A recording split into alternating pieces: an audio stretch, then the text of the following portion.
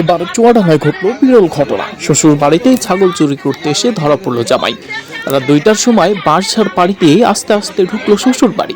বাড়ির লোকজন টের পেয়ে দেখে জামাই মুঠো নিয়ে দাঁড়িয়ে আছে। পরে সকলকে জোরে ডাক দেওয়া হলে চোর জামাইকে ধরা হয়। পরে স্থানীয় লোকজন শিকল রশি দিয়ে জামাইকে আচ্ছা করে বাঁধে।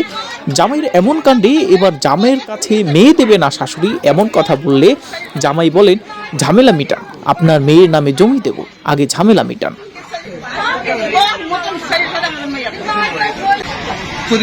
রাত্রি আছে মানে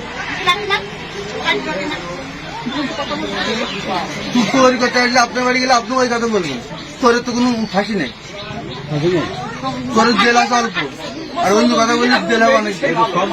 আচ্ছা আইনি চললেন, আইনি লোক আসলে মেয়ের নামে জমি দেবেন, ঝামেলা মেটান, খাতা খুঁজে করতে ঝামেলা মেটান, মেয়ের নামে জমি দেবেন, মেয়ের নামে জমি দেবো আমি আপনাদের। জামাইয়ের এমন কাণ্ডে হতবাক এলাকাবাসী। তবে মজার বিষয় হলো জামাই নিজেই বলছে আমাকে প্রশাসনের কাছে দিয়ে দেন, শ্বশুরকে বলছে আগে ঝামেলা মিটান।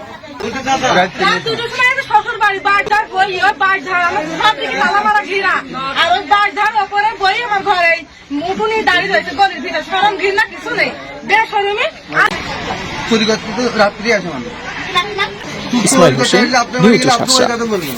তোরের তো কোনো ফাঁসি নেই।